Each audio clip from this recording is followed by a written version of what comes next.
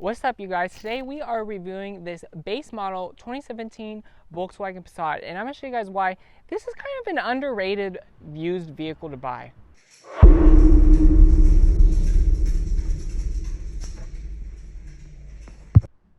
So let's start out with the design. Honestly, this Passat is kind of pretty boring looking. I feel like most people would think this is boring, and it really blends in. It's pretty average. But let's talk about the headlights. What's interesting is you get amber daytime running lights. These are halogen headlights, but you could actually get a lighting package on every single model unless it came standard on the higher trims. But on the base model, you could actually get a lighting package that added LED headlights and LED taillights. And then looking at the grille over here, you get a little glass cover of the Volkswagen symbol because this actually has one driver assistance feature, auto emergency braking. So if you're texting and driving, this is going to come in handy. Let's talk about these wheels. These are the base model. What are these, 16-inch wheels?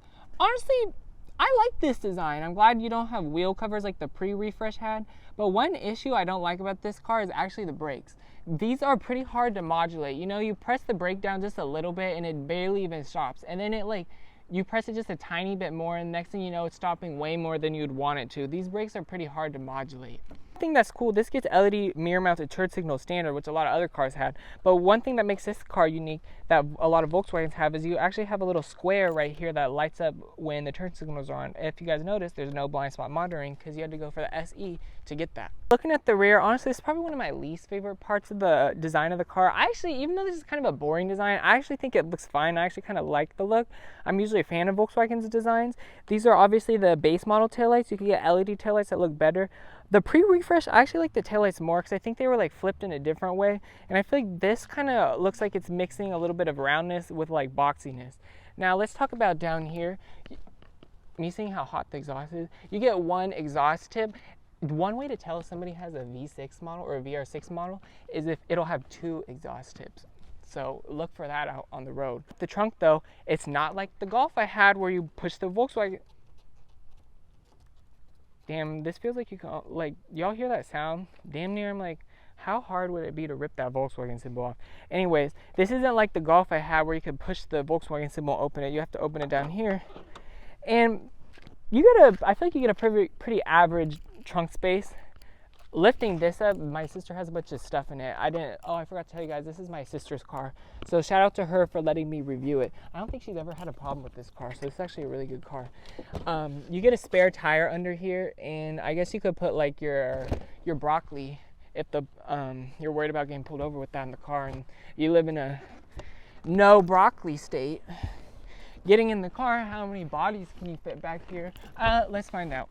It obviously is hard to figure out how many bodies because you got stuff back here. Help me! Please, somebody help me! Good thing cars have mandates where you can open the trunk so that I don't have to suffocate back there. Alright, let's show you guys the key fob you get. Here's the sound you get. Keyless entry. Nope, this is the base model. You have to use the key to unlock it. And this is actually a Bugatti key fob. No, I'm just kidding. The Bugatti key fob is a Volkswagen key fob. What's interesting is this car is a 2017. My 2004 Volkswagen Jetta literally had the same exact key, except the buttons were, oh wait, the buttons are the same. Interesting. The buttons on mine felt like rubber. And I remember my sister got this car brand new. The buttons didn't feel like rubber, but now they do. So I'm like, I don't even know what be going on in my head, but let's get in and show you guys some of the features. I think it's interesting. Honestly, I like this key fob though. And you know what? If you have this, you could, let's say I review a Bugatti one day, I'm gonna pull up my sister's car and give the Bugatti owner the Volkswagen key and see if they notice. Let's get in though. All right, now let's talk about the interior. First off, you get 6-way manual front seats, so even the passenger seat has height adjustment. And this is obviously cloth seats. Every other model besides the base model will give you leatherette or leather seats, and you get driver's adjustable lumbar standard. But these seats, they're not really that comfortable. I mean, they're fine. It's not like, you're going to be suffering in here. But like a Nissan Altima, my Mazda 6, both of them have way more comfy seats. Let's talk about this interior materials. Honestly, this vehicle for a Volkswagen, it actually feels like a really cheap interior. First off, this is all hard and scratchy. Some of the upgraded models will give you like a soft padding right here, but it's not as soft as the padding I had in my Mark 7 Golf. I know that's nitpicky, but coming from a Golf, which is supposed to be like, I feel like a little bit below class than this interior feels way cheaper. I do like this textured metal right here, and you get soft touch up here, soft touch right here, and you get a little clock right here, which that's really nice. One thing that's weird though is in 2018 they added a Passat GT, which is basically like a V6 model that looks like a sport model, and they added some suspension upgrades. And they removed the clock for that one, and it just says Passat right here. I really like how this one has the clock. Let's open up the glove box. Oh, perfect stuff for me. I'm just kidding. Oh, you can set the tire pressure monitoring right here. That's kind of cool. This is actually a alright sized glove box. I like how you get stuff up here to put papers. Yeah, that's all I really have to say about the glove box. Oh, was it? Here's one thing though, the metal has come off this window switch right there. That's why I got window switch covers on my car. You get a cup holder right here, and this is a decent amount of storage. What are these things in the bottom?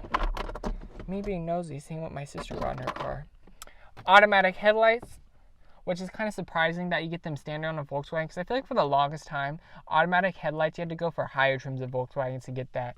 And then no leather on the steering wheel. It's a flat bottom steering wheel, which is kind of interesting. No paddle shifters, obviously, because base model. No rain sensing wipers, because the base model, although my Volkswagen Golf, I think it either had rain sensing wipers on every model, or it was like every model except the base model. And I think the Passat might be the same, but it might be you have to go for higher trims to get rain sensing wipers. I don't know, but I like that Volkswagen throws in rain sensing wipers on some lower trims.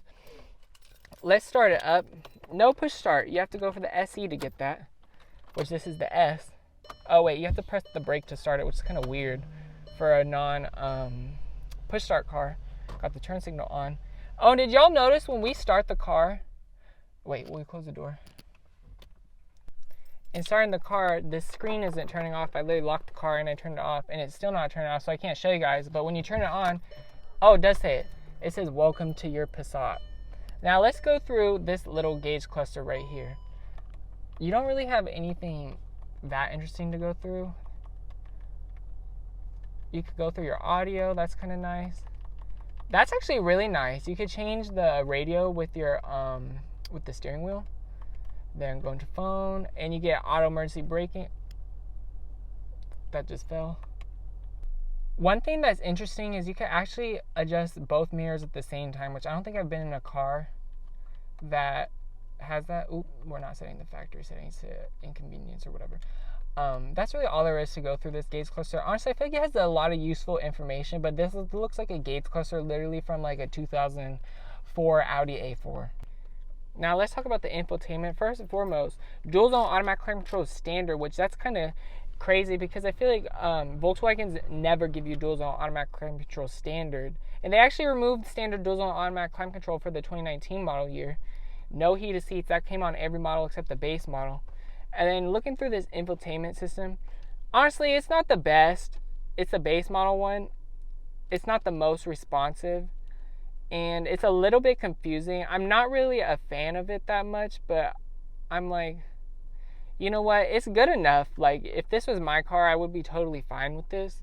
But, you know, it's just not the best. It's just not the worst. I feel like it's just fine. It doesn't really have many interesting things to point out. Let's look at the backup camera. This backup camera it's not the best quality. Kind of like my Mazda 6, but, you know, you can see out of it, so that's fine. No 360-degree camera was available, which that's kind of a letdown. But the infotainment system, you could have got an upgraded one on the higher models. That's the one I had in my Golf, and I think it was the same, but it felt like it worked just a little bit better. And then you got the perfect spot to put your vape right here. All these blank buttons, which I'm actually fine with these blank buttons because they almost don't even look like buttons. One USB port, no wireless charger. And then opening this center armrest up, this feels actually pretty cheap material. I mean, it's soft. It just feels like some durable material, but my Mark 7 Golf had like leatherette right here, and this feels just like some plastic, which I guess leatherette is plastic, but still felt more high quality in my Golf. And this is big enough for a bunch of stuff. Obviously, you can obviously tell because my sister puts a bunch of junk in here. But you get no USB ports in here. Overall, though, what do I feel about this interior? I'm not much of a fan of it. I like the design, but I feel like the materials could be a little bit better. But, you know, this interior is good enough. I would choose this interior over Chevy Malibu just because I think the Chevy Malibu interior, that's the other, I feel like, worse in class interior. Like the Chevy Malibu, the Camry, and then the Passat low-key. I feel like those are all like the worst in class interiors. But I think this looks a lot better than the Chevy Malibu and the Camry. Like this just looks pretty traditional, but in a way that I like. I feel like this has like a nice design, where some other interiors will have like some weird looking air vents and a screen that's in like a weird place. One thing I must note though, this screen being right here, I actually like the tablet style screens right here a lot more, because then you could just look right there. It's in your line of sight versus having to look down at the screen. We also must talk about this base model sound system, because obviously it's a base model and I always do sound system tests. This is a really good sound system for a base model. Like actually, honestly, I don't think I've ever been in a base model non-luxury car that had a better sound system than this, because this has tons of bass and it gets really loud and it doesn't really sound distorted. I mean, the sound quality isn't the best, but it's not like bad. But if you've been in a lot of cars with branded sound systems, then you'll like notice it just a tiny bit. But if you're not an audiophile, this sound system is actually really good. I would go for the Fender sound system because I had that in my Golf and I loved it. But you know, I'd totally be fine driving this car as a daily driver with this sound system, and you could retrofit the Fender sound system into it. Overall though, I think this is a pretty good sound system, especially for a base model. It's actually so good. I reviewed an Ioniq 6 recently with the Bose sound system, and this car, being the standard sound system, had more bass than the Ioniq 6 did, although the Ioniq 6 sounded just a little bit better. Alright, now sitting in the back, I'm 6'3", 6'4", bro. Look how much headroom and legroom I have. Literally, my dad has a 2019 Ford Expedition, and this is 2017. This feels like it has more space back here than the Ford Expedition. And you get cup holders back here, which a lot of cars, the base model, doesn't give you center armrests with cup holders. You also get storage right here, which is actually pretty big, so you could put a cup holder and then like some more broccoli. It's actually pretty nice. You get soft materials right here, but this is all scratchy, and you get one-touch windows in the rear. But look how much it rolls down. It like stops halfway. Literally, this is actually, look, my hand is almost like the size. My Mazda 6, the windows roll down all the way. That's okay though. One thing that I really like is you can lock and unlock it from the rear. Although if you wanted USB chargers back here, you have to go for a higher model, and rear air vents, sorry, you have to go for a higher model, which I think is weird because my Mark 7 Golf that I had rear air vents standard on the base model. One thing though that you could get back here is heated rear seats, so you still get a few features on the highest trim. Alright guys, let's talk about what's powering this beast of an engine. This is Volkswagen's EA888 motor, or the variation of it. You know, when you think of the EA888, you think of the 2.0T. This is the 1.8 turbo. And honestly, this is, I think, the main reason why this car is kind of underrated, because you can easily tune this car to like 290 or 240 horsepower and then like 296 pound-feet of torque or something. It was around those numbers with just a stage 1 APR tune. And you know what? These cars are reliable too. My sister has had this for, what is this? A 2017 model, it's 2023, so 6 years. And like, I don't even know how many miles it has on it. I think it has like 70,000 miles. I forgot. But I don't think she's had any problems with this. And then I was looking online, and so many other owners are reporting the same thing. 100,000 miles with like no I mean, they do the maintenance, but like no like things that need to get fixed. And you know what? My Mazda 6 has around the same amount of mileages and just 1 year newer. And my car has already had the engine needed to be replaced because of manufacturing defect, and then a bunch of other stuff with the interior. My car I've literally had like 13 rental cars from the Mazda dealership, and people say Mazdas are the most reliable and Volkswagens aren't reliable. Well, it seems like this is the opposite story here. Another thing that I want to say, you get 23 mpg in the city, which honestly, that's not the best. That's around the same what I get with my Mazda 6 turbo with 250 horsepower, but this gets better on the highway, 34 mpg highway, and Volkswagen engines are really good on the highway. You could probably get up to like 38 mpg on the highway. The only issue I was reading online with this car is some people were saying it's like a water pump issue, but I actually couldn't find any issues with that. And a lot of other people were saying that the issues got resolved by 2017. Apparently 2017 is the most reliable year for the Passat. So I don't think the water pump is an issue. It's certainly not an issue with this car, but honestly, this is a pretty reliable car, and you can make this a sleeper if you tune it with the APR tune. Let's get it on the road, though, and let's show you guys how it drives. All right, you guys. This is for whoever those people who keep commenting for me to do the horn test, and I keep forgetting. My sister was just watching my video, and she was like, this is her car, and she was like, oh, you need to do the horn test. And then I was like, I forgot to do it in your car. And she's like, go do it. No, so, I'm here to watch. Front row seat. Oh, wait, you have to turn the car on?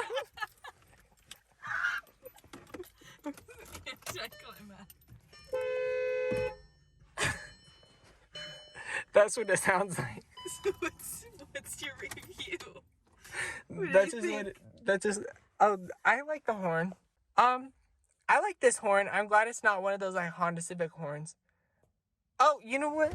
Why did you get this car? Remember when you asked me I should start doing that in videos? Cheap leasing. That's it. You didn't look at any other cars? No. She's got this. She said cheap leasing. What? Cheap leasing. I do love this car though. Like, obviously I bought it, you know. What do you hate about it?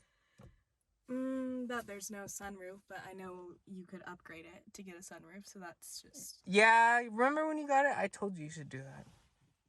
Yeah. I don't really think there's anything I hate about it, though. Maybe... Yeah. There you have it. All right. There's kids coming. Fuck them. I'm just kidding. I start peeling out right in front of them.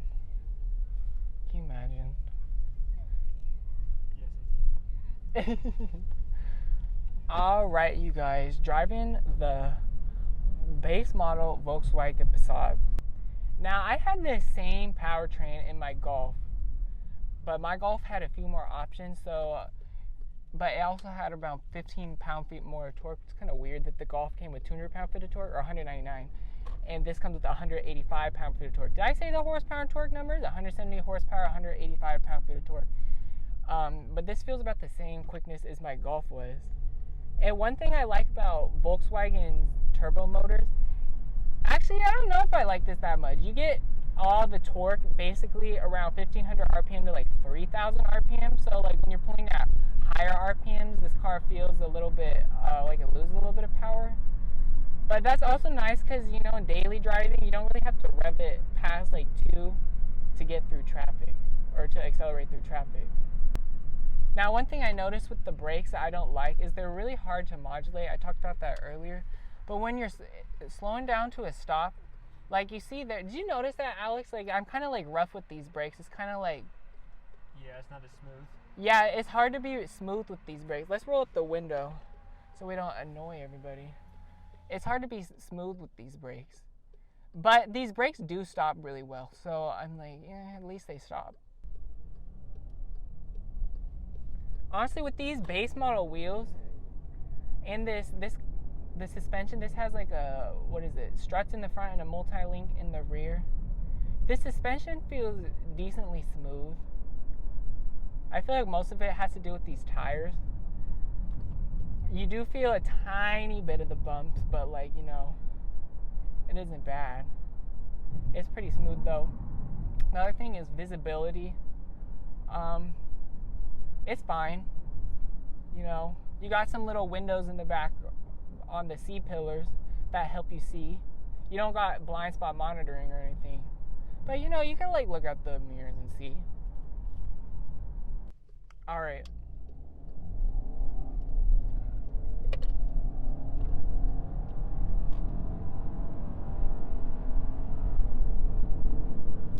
It doesn't short shift like my Mazda 6 does with the turbo, because a lot of turbo engines, when you get high in the RPM, it short shifts so that you can stay in the power, but not this one. this definitely doesn't handle as good as my Mazda 6. This feels a lot more floaty, bouncy. The steering isn't as responsive, you know, like the Mazda 6 it's not like, you know, an old BMW where like you feel everything through the steering. Not that I've driven an old BMW, but that's what people say. But I noticed with my Mazda 6, the steering feels just like a little bit, has a little bit more communication. You kind of know a little bit more what you're doing than with this, but like,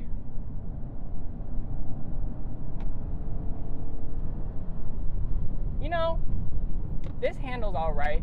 The GT model should handle better because they tweaked the suspension. Did like I think they added like a sway bar or something. I was like Googling it, but I couldn't find much information. I was looking on the Reddit forums too. Oh, the light's yellow. Let's put it back in drive mode because we're in the old people area, and I don't want to look bad on camera speeding. Oh shoot! I put it in neutral. See that right there is the issue. It's not a big issue, but this is what I don't like about certain cars. Some cars have a button for the sport mode. Some cars have a dial for the sport mode. Some cars have it where you shift it down into sport mode, which this one is. What I don't like is you have to, it's almost like it's its own gear, not like mechanically, but what was different than my Mark 7 Golf is when you put it in sport mode, it says D/S. So you just kick it down and it just like, it's not like a button, but this one is D and then it goes to S. So you have to shift it all the way down to a separate setting versus just kind of like clicking it down. And the issue with that is when you're trying to shift back into drive, you know, I just shifted into neutral. That's exactly on camera. That's exactly why I like having a button, although I actually like this more than a button because a button isn't as fun. You know, when you shift into sport mode with like a shifter, you feel like you're doing a little bit more, but a button, it's just like, oh, it's just a button. But that's one issue with it. Oh, let's turn the headlights off. That's one little nitpick with this that I noticed. All right, let's do 0 to 60. I should turn the traction control off, but I don't feel like doing that because we have to go through the infotainment. 170 horsepower, 185 pound-inch torque.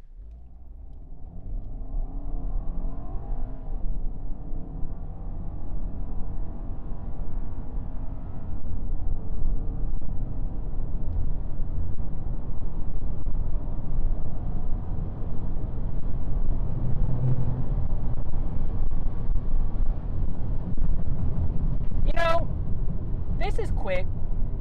I feel like it'll feel a little bit quicker than a naturally aspirated car. Oh my god, if you don't speed up, bruh.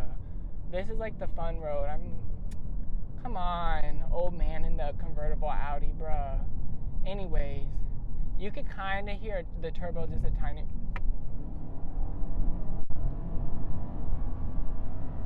Highway passing power. This revs almost all the way to 7,000 RPM. That's kind of crazy. But for the non-tuned, if I was my sister, I would hella tune this. Although I say that and I never tune my Golf,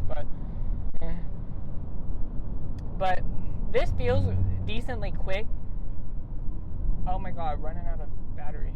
I don't care. This feels decently quick. The transmission, it shifts really smooth, but it's a little bit slower shifting transmission. My Mazda 6 feels like it shifts a lot quicker. This actually feels like a decently slow transmission. That's a little bit of complaint of this car is the transmission, I feel like. I mean, it's not, if you want a better shifting transmission, you'll go for the VR6 with the DSG.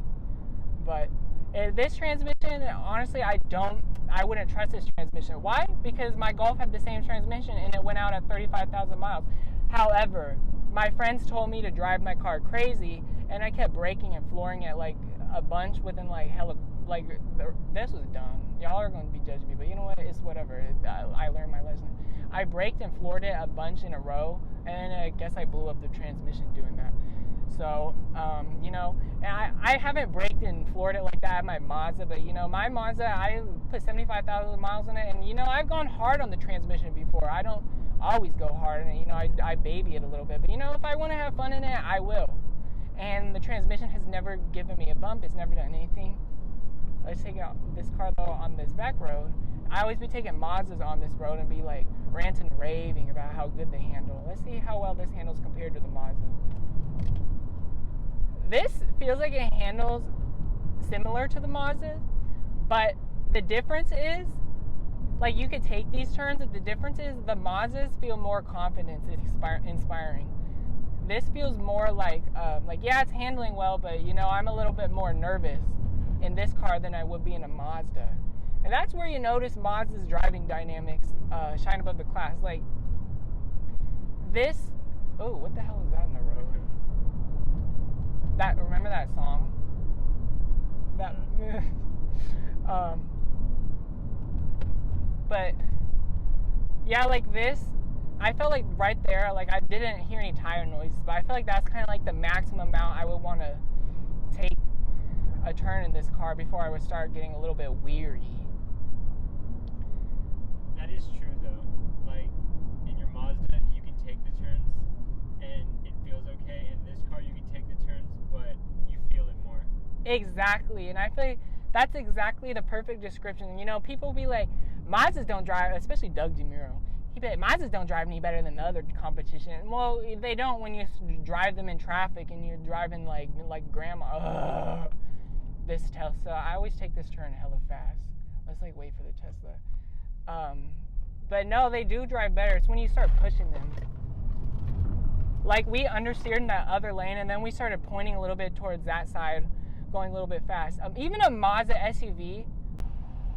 Okay, you guys, I literally had to turn the AC on maximum. Let's turn it down because my phone overheated. Wow, and I thought we would get through one review without my phone overheating or running out of storage. Whatever. Anyways, I was talking about how Mazda driving dynamics versus this. Did you guys see when I went around that turn how like we kind of, I don't know if it's oversteer or understeer, but we like went a little bit to the side, trying to control. And that's exactly in a Mazda SUV. You would just point the wheels which way they need to go, and then they go. Okay, I'm with the AC on. How much power we got?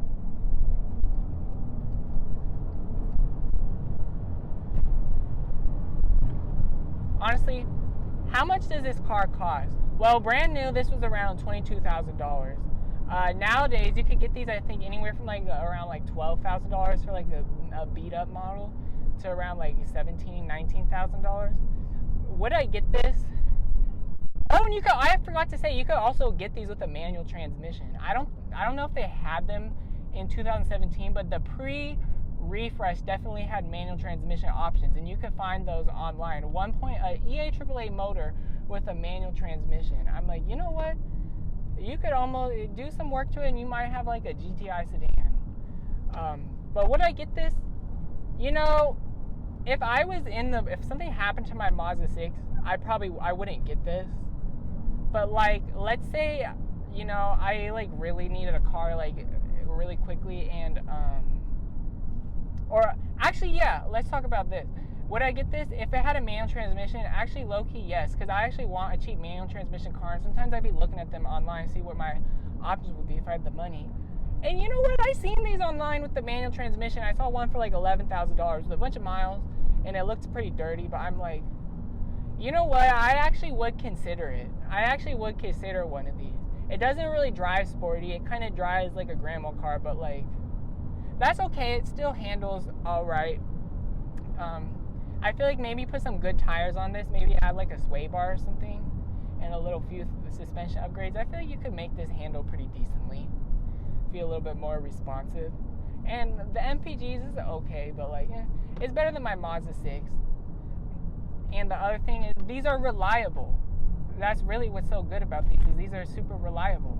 Like, so many owners report going like 100,000 miles without needing any major work done. So like, if somebody else wanted to get this, like the auto version, I would tell them it's actually, yeah, I would be like, you know what, yeah, I think this is a decent choice. And a turbo engine, I feel like it might be just a little bit more fun to drive than like a naturally aspirated four-cylinder like a Honda Accord from this era. But overall, honestly, I think this is a pretty underrated car, simply just because how much you could tune it. And it's just a decent daily driver, and they're not that expensive. Oh shit, we almost hit that squirrel. I know this is the third squirrel that's been on this side of the road. Deadass, I literally killed a squirrel the other day on accident. I did it on purpose. I just saw it in my yard and I just like stabbed it. I'm just kidding. But yeah, this is a pretty good car, and with the base model sound system, it punches above its class.